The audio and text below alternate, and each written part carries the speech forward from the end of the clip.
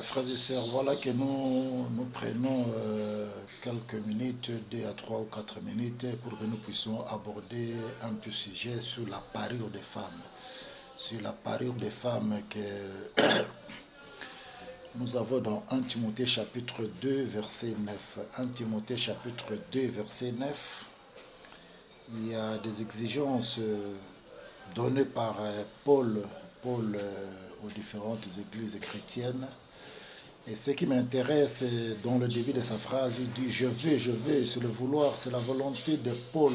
Cela ne vient pas de Dieu, même si Paul a été inspiré, mais il dit « d'après moi ». Quand tu dis « je veux », donc d'après lui, c'est sa volonté, son vouloir. Il voulait à ce que toutes les femmes qui sont au niveau de l'église puissent s'habiller de telle manière.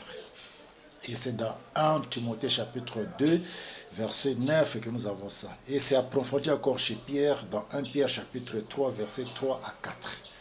1 Pierre chapitre 3, verset 3 à 4, où Pierre a essayé aussi d'accentuer sur le même point. Du fait que et Pierre et Paul, tous deux, ont été inspirés de Dieu. Nous disons que c'est de la parole venant de Dieu. Cette idée-là venait de Dieu. Oui, nous le confirmons.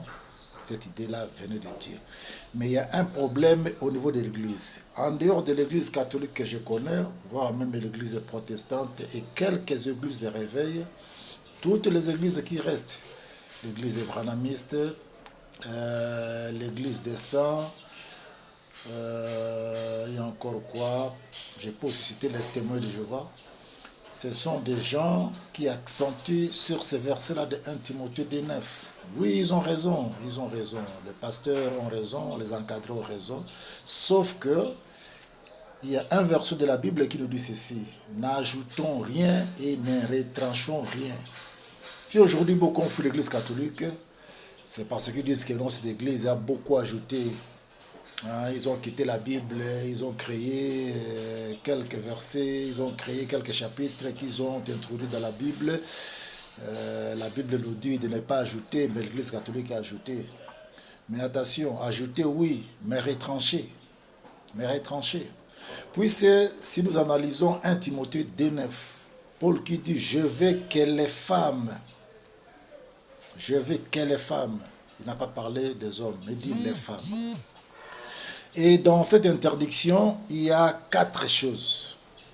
Nous avons la tresse, nous avons l'or, nous avons la perle et nous avons les habits somptueux. Donc les habits qui coûtent cher, les habits coûteux. Nous avons la tresse, nous avons l'or, nous avons la perle et nous avons les habits coûteux. Les habits somptueux, des habits qui coûtent cher. Voilà 4 éléments que Paul cite dans 1 Timothée 2,9. Mais nous constatons chez nous que dans nos églises, on fait seulement allusion à l'or. Oui, c'est bien, puisque c'est cité. Mais l'or, attention, l'or n'est pas égal à ce que les femmes portent aux oreilles, non. On appelle ça boucle d'oreille. Ce n'est pas de bijoux, ce n'est pas de l'or. On appelle ça boucle d'oreille. C'est-à-dire, on peut avec de l'or fabriquer des boucles d'oreille. Mais attention, si les boucles d'oreille n'est pas fabriquées avec de l'or, est-ce une femme ne peut pas le porter? Point d'interrogation. Puisqu'on parle de l'or. Mais si les boucles d'oreilles n'est pas fabriqué avec de l'or, on a utilisé d'autres matières, est-ce le demander à une femme de la porter? Point d'interrogation. Il n'y a pas seulement ça. Il y a aussi la tresse, que les femmes ne tressent pas leurs cheveux. Mais qu'est-ce que nous constatons chez nous ici en Afrique, et surtout au Congo? Les femmes à l'église tressent des cheveux. Mais c'est défendu par Paul. Quand on doit dire aux femmes, non, ne portez pas de bijoux. Oui, c'est bien. Mais pourquoi les laisser tresser les cheveux? Regardez nos femmes à l'église. Les femmes de pasteurs. Les femmes de chrétiens qui ont des moyens. Les habits qu'elle porte, ce sont des habits qui coûtent cher. Une femme d'un pasteur, une femme d'un chrétien qui vient à l'église avec un wax hollandais. Et le wax hollandais coûte combien? C'est une pièce rare, une pièce chère. Mais Timothée dit que les femmes ne portent pas des habits somptueux, des habits qui coûtent cher. Les robes, les blouses que nos femmes portent à l'église, allez voir les prix au marché, ça coûte cher.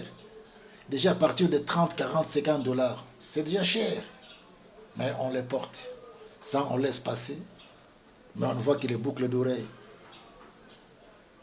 On ne voit que les boucles d'oreilles.